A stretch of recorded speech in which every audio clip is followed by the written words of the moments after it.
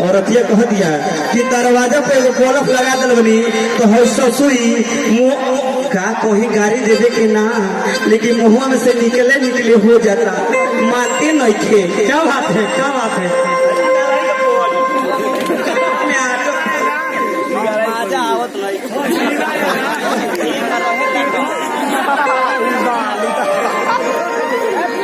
ये भाई तू लाइव मन देखो न तो मेहरारू दूसरे मोरो खोज ली। असल बात तो हम ये गाड़ी आई नहीं थी, हम तो एंकरिंग करे आये बनी। हमने के स्टेज प्रोग्राम ये ना होला, एक बार जो 10 बजे घर से जा जाला, फिर सुबह 10 बजे जाला, लेकिन तनी रोस्टर 200 का। क्या बात है। औरतिया कह दिया फिर भाई वही लाई में तू हिलाओ मत, तू तो हमरे में कहो बनो नहीं कि दरवाजे पर बवल अरे जला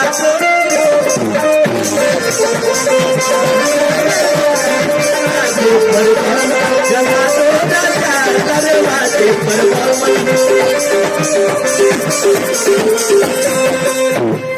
और क्या कह दिया कि ई बावल देखी देखी अरे सासू जरा तू है।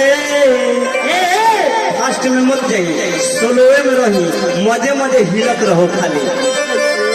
कि ई बावल देखी देखी सासू जरा तू है, बावल देखी देखी सासू जरा तू है। के तोहर पिला दो राजा,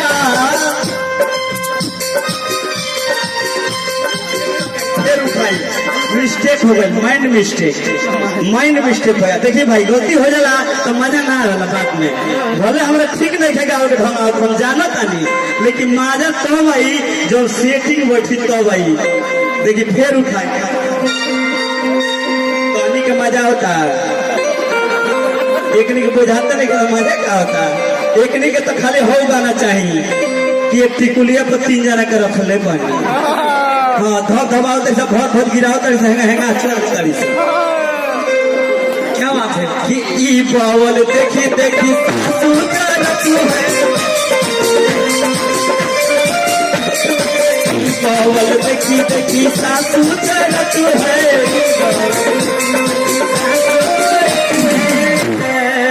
ये कि सासू के जौहरी अरे सुनो ना हो हई तू जौन रखले बड़े कुड़िया के बड़ी रात कर ले पिया तो एकरा के एगो जौहर पॉइजन के शीशी ले ले अब।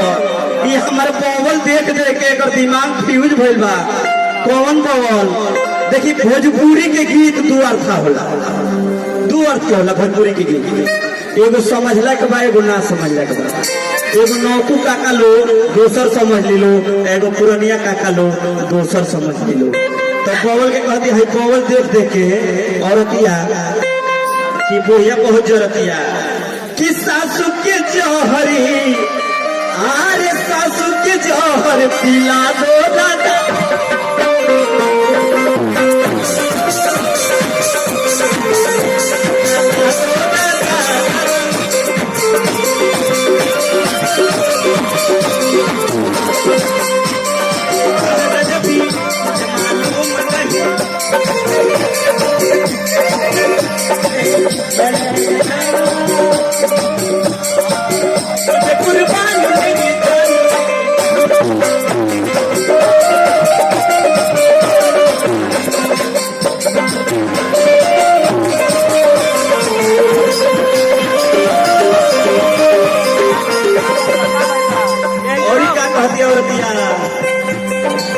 बावल देखी देखी कितनी जरा तू है,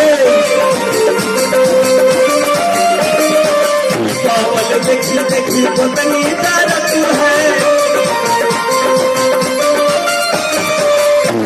सब तो ठीक बा ए राजा जी, हई सास जरा तरी तो ठीक बा।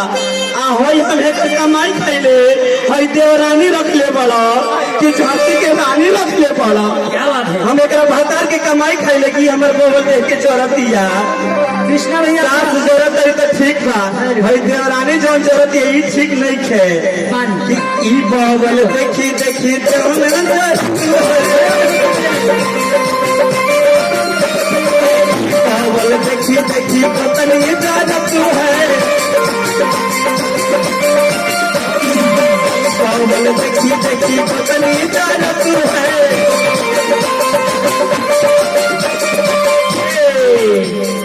पतनी के अलगा करा दो ना बाते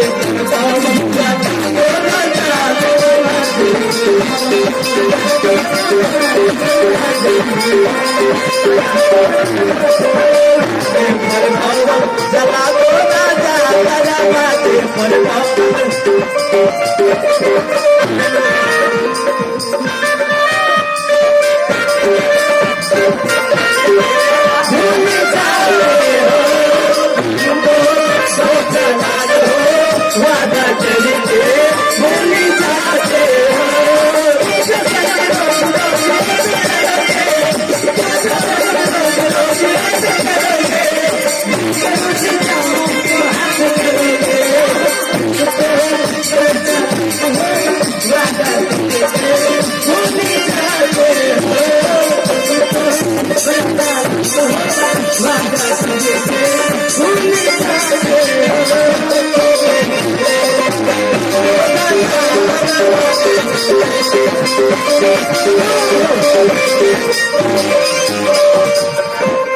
ठीक बा गोतनी तो जरूरत है तो ठीक बा ठीक है वो हमारा घर के हिया जरो लोकर लाजिम बा जरी ठीक बा लेकिन हई नदी जौन रखले बड़ा ई तो 4 दिन खातिर आइल बिया घर में ठूस ले दिया एकरा कौन गरज में देख के जरला के सही बात है ना आइल बिया झूठापन से के साड़ियों लिए चल जाइए एकरा कौन जरूरत है जरला के और ये कह दिया ए राजा जी ई बावल देखी देखी नदी जरत है देखी देखी नदी जरत है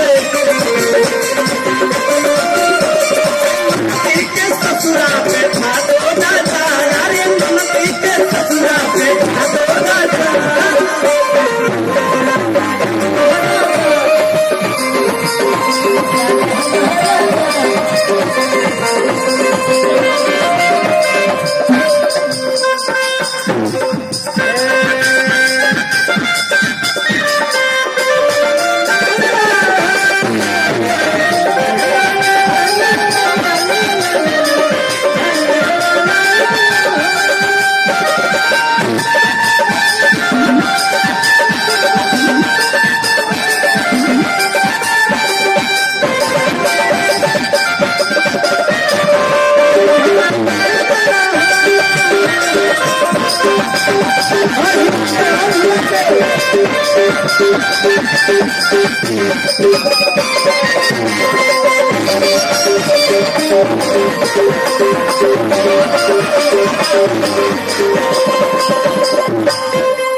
बहुत सही गीत अगर अच्छा लगल हो तो ताली बजाओ।